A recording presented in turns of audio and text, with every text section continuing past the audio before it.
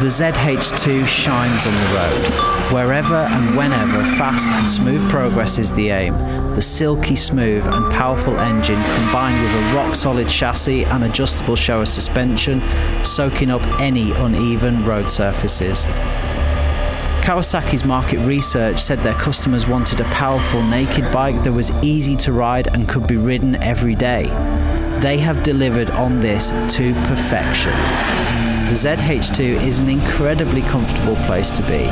All-day comfortable riding position and a beautifully silky smooth motor that can be as easily ridden on a trip to the corner shop as it can be cruising at 120 miles an hour on the autobahn. Suspension set up plush, sure-footed, planted, and the swung-back bars providing a less intense and more relaxed feel. By contrast, the KTM is a totally different animal. The superduke is aggressive, sharp, pinpoint accurate, a feeling much more akin to sports bikes than tourers. The geometry is more athletic. You sit on the zh2, you sit in the superduke. An all-new chassis and WP suspension combined with Bridgestone S22 tyres to give an uncompromised naked bike that will devour many a sports bike on track. With devastating accuracy, the KTM is undeniably the sharper track tool when compared to the zh2. And the brakes, no quicker than your eyes have been repositioned from the back of your skull that they are at risk of flying out entirely the other way. Brembo Stylema calipers being the culprit, delivering what feels like fork-bending levels of stopping power. And this is where the differences start to show. With a more upright position and bigger feel, the zh2 feels more orientated towards longer distance and comfortable work, whereas the 1290 Superduke R feels and rides firmer and harder, a more sporty and more aggressive stance. Harnessing the power of these bikes is no mean feat. Excellent electronic packages controlling all aspects of the bikes. Lean angle sensors, multi-level traction control, launch control, wheelie control, rider modes. The KTM even features a supermoto mode which enables the rear wheel to slide while keeping the front ABS working. It's really clever stuff. When KTM called the Superduke the Beast, they hit the nail squarely on the head. It barks like a pit bull ready to be let off its leash. And by contrast, the Kawasaki is definitely not a beast. But don't get me wrong, I wouldn't call an F35 Jet a beast either. I'm labelling the zh2 a heat-seeking missile.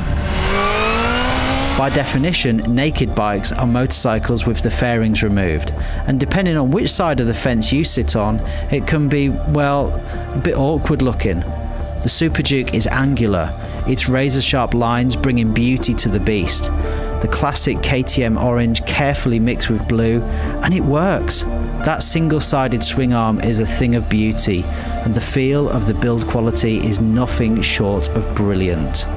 The Sagomi styling of the zh2 is arguably less beautiful than the Duke, its powerful front end blunt in comparison at first glance, and the fine details don't shout premium in the same way that the Duke's does.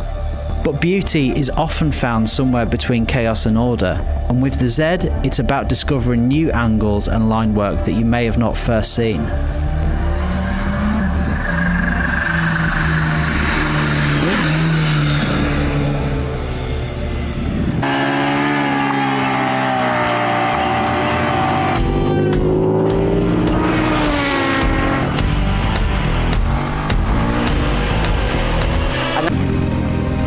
This test puts two of the biggest contenders head to head.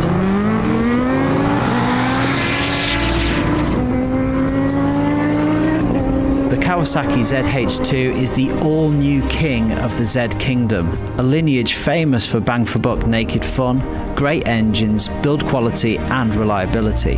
The zh2 reigns over them all.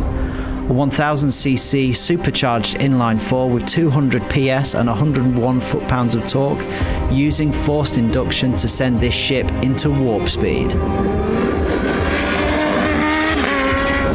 KTM's all-new 1290 Superduke R, the Beast 3.0, is back for another round. Refined, tweaked, and in a more athletic form, the Beast's bite is sharper than ever. The The superduke's 1300cc V-twin delivers 180 horsepower and 103 foot-pounds of pure muscle and weighs 189 kilos dry.